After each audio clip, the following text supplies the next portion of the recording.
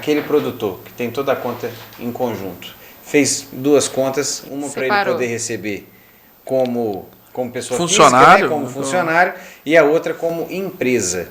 Ele começou a fazer dessa forma. Como é que ele faz a conta do que ele pode usar como pessoa física de salário para ele?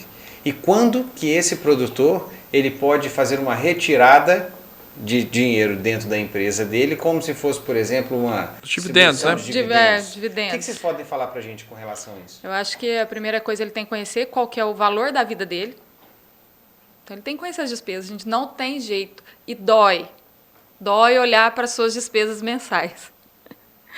Mas tem que olhar. Porque ele tem que saber quanto custa a vida dele.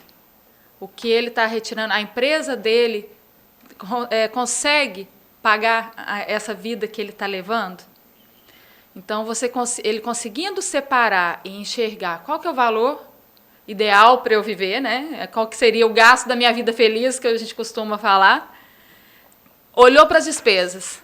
Agora, vamos ver, a empresa ela consegue me pagar esse prolabore mensal para que eu tenha a minha vida feliz? Esse é o segundo passo.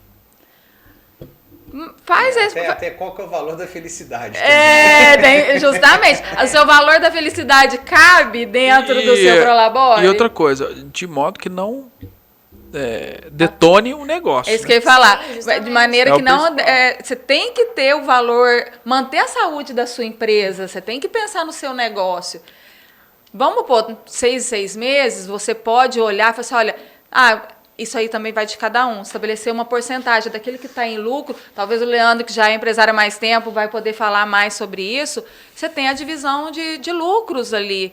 Estabelece 10%, 20% do que está no caixa para você não comprometer a saúde financeira.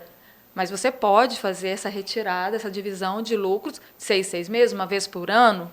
Vejo que faz sentido, até porque tem a questão de maior produção, época que tem maior a entrada, né? Justamente. Essa sazonalidade de gastos, a propriedade ela deve ter a época ali que o gasto é maior e ele tem que estar preparado para isso.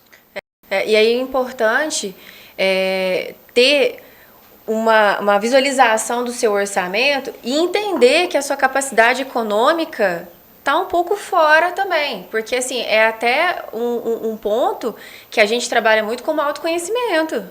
Porque, poxa, se eu recebo 10 mil e estou gastando 11, e sou empresário, e eu dependo do meu negócio para o meu sustento, a minha sobrevivência, e vou além. A minha família depende disso, requer um olhar e uma atenção mais minuciosa do momento de vida que você está vivendo, né? Então, assim, é muito importante ter essa visualização de segregação da pessoa jurídica com a física para que você vive bem não só pro curto prazo, mas também pro longo prazo, né? Então, assim, um olhar de receitas e despesas é importante, né? Numa empresa, quando se faz consultoria, a primeira coisa que você avalia é isso. Porque se tem algum problema ali que pode gerar uma inadimplência, só existem 2 coisas que podem ser feitas. Ou você aumenta a sua receita, ou você diminui a sua despesa. Não tem outro caminho. E aí, no caso, né, que você perguntou que é pessoa física e jurídica, requer um olhar se o momento de vida, tudo que eu estou fazendo ali no meu dia, os meus hábitos, os meus hobbies, tem a capacidade de me manter, de fato. Né? Então, é um momento de realmente ter um autoconhecimento, se conhecer. Né? Então, uma coisa que ajuda é você fazer uma lista de prioridades. Para não ter aquele risco de antecipar sonhos. Você compra por impulso. Eu quero uma caminhonete nova. Estradinha, é o padrão. Tirou dinheiro no Banco do Brasil, virou uma estradinha. A primeira coisa que acontece. Você não olha se aquilo cabe no orçamento. Então, essa lista de prioridades, você precisa comprar o carro esse mês? Não é melhor, talvez, vou refazer, a gente fala de segmentação, vou fazer um caixa para adquirir esse carro daqui a 6 meses. E você tem o poder de compra. E ali você tem como negociar. Então, além de você ter a tranquilidade que você não tem uma dívida, você ainda vai ganhar com desconto. Então... E a ideia de receita e despesa também, a ideia de receita e despesa também tem uma coisa muito interessante que eu vejo que o pessoal peca muito, que é você não fazer receita e despesa, até aí ok, é normal, é comum. É comum. Né? Não deveria ser normal, mas é comum. Mas é comum. E a pessoa acaba vendo o que ela tem de dinheiro de fato mesmo, o que está sendo lucro, no final das contas, quando tira o extrato bancário, que teoricamente no extrato bancário já tem receita e despesa daquele mês, né? Deu um resultado lá no final, paguei todas as despesas, sobrou isso aqui, então esse é o meu lucro. E ele não leva em consideração que às vezes ele empurrou com a barriga uma conta, jogou para frente, e ele tem dinheiro em caixa hoje, mas não é porque sobrou, é porque ele deixou de pagar uma conta que ele jogou lá na frente. Sim. Né? E aí, às vezes isso acontece tanto para receita quanto para despesa. É verdade. Ou às vezes ele compra um negócio a prazo e vai tocando aquilo e tal, e a coisa acaba que ele acha que está tudo bem e não está.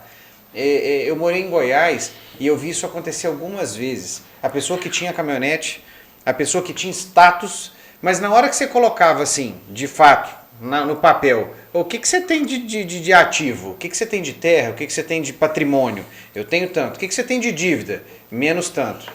Na hora que você fazia um menos o outro, a pessoa estava negativa. Sim. Vivendo uma vida irreal, com dinheiro de financiamento. Entendeu? Mas aquela vida não existe. Ele não tem aquilo para ele, né? Isso é uma preocupação muito grande que eu tenho. E ainda tem um outro ponto que a questão de parcelamento. Vou financiar a caminhonete. Vamos pensar na caminhonete. Hoje, a parcela R$3.000 por mês, ela cabe no meu orçamento hoje, mas eu vou ter que pagar isso quantos meses? Ele não pensa que no meio do caminho pode acontecer um imprevisto de saúde. Que seja, pode ser qualquer coisa, mas vamos pensar na saúde.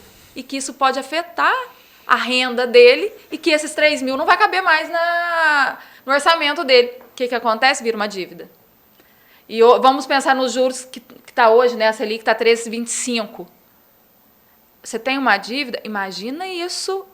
Os juros a 13,25 é bom para quem está lá com dinheiro investido.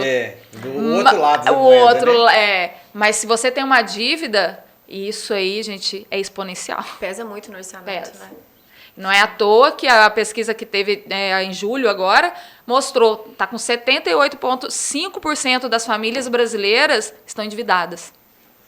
Que corresponde, vamos pensar aí, 8 em 10. Imagina É um muita negócio coisa. É muita desse, né? coisa. E eu acho bacana, e tem uma frase que eu uso bastante que é o seguinte: eu não vejo problema em dever, eu vejo problema em você estar endividado. Isso, justamente. Então, você pegar um dinheiro em financiar algo, um negócio que vai te dar um retorno, ou que tem um propósito de fato daquilo acontecer, não é porque você quer, é porque você percebe que, mesmo pagando o juro, aquilo retorna para você mais do que o juro. Então, deixa o outro ganhar o juro. Quem tá do Você, outro lado do dinheiro. você falou uma coisa importante, que, por exemplo, você vai comprar o carro.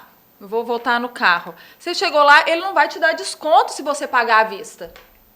Você tem o dinheiro para pagar, mas ele não quer te dar desconto, então você parcela. Você deixa o dinheiro lá rendendo, trabalhando para você, e aí você parcela. Ele não quis te dar o desconto, mas você tem antes de gastar.